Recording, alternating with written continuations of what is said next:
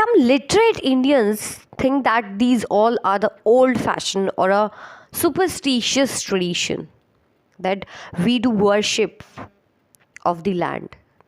Basically we do भूमि पूजन और धरती माँ के हाथ जोड़ना, सुबह उठकर उनसे माफ़ी मांगना कि आप पर इतना कष्ट करते हैं, हमें क्षमा कीजिए। लोगों को ये बहुत ओल्ड फैशन बात लगती है, ये कैसे ट्रेडिशन है। मैं आपको बताती हूँ इसके पीछे का reason. If you don't have a land, you will not make a house, you will not make a building where you do your work, where you earn money. Without land you are nothing. Do you ever imagine a life without land? Without land you cannot live, you cannot survive. What type of torture you are giving to the land? Do you ever imagine? No. When the plant will be cut from the root, जब एक पेड़ बिल्कुल ज़मीन की जड़ों से निकलता है ना, सोचो ज़मीन को कितना दर्द होता होगा।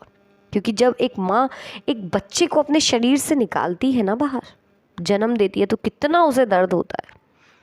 या आप ऐसे इमेजिन करिए कि अगर आपके बॉडी की कोई स्किन खींची जाए तो आपको कितना दर्द होता है। तो सोचिए धरती माँ को कितना दर्द होता होगा। ये तो सिर्फ पेड़ की बात रही, हम खोदते हैं, बुलडोजर चलाते हैं, कितने सारे कंस्ट्रक्शंस इस ज़मीन पर ही होते हैं।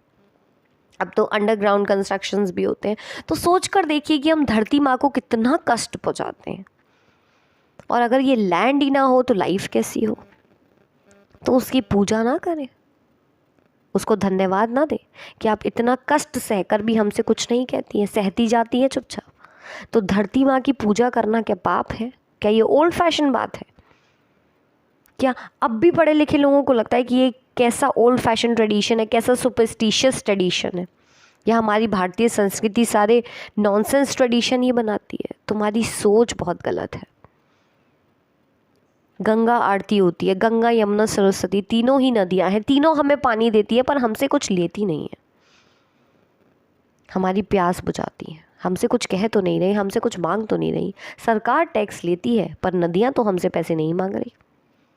तो उनकी पूजा ना करें जो हमसे बिना कुछ मांगे हमें दे रही हैं। आज की दुनिया में कौन बिना स्वार्थ के कुछ देता है? धरती आपको रहने के लिए घर दे रही है, नदियाँ आपको पीने के लिए पानी दे रही है, और आपको क्या चाहिए? और उसका आप शुक्रिया भी नहीं करेंगे तो आप तो पढ़े लिखे सेल्फिश हैं। आपसे अच्छी तो वो अनपढ़ लोग हैं जो अपने ट्रेडिशन को फॉलो तो कर रहे हैं कम से कम। चाहे हम ओल्ड फैशन है, पर हम जानते हैं कि किसको कैसे थैंक यू बोला जाता है। ये हमारा अपना तरीका है थैंक यू बोलने का।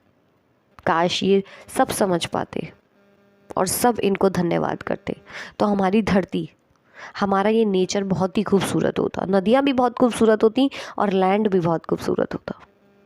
काश लोग समझ पाते अपने ट्रेडिशंस को।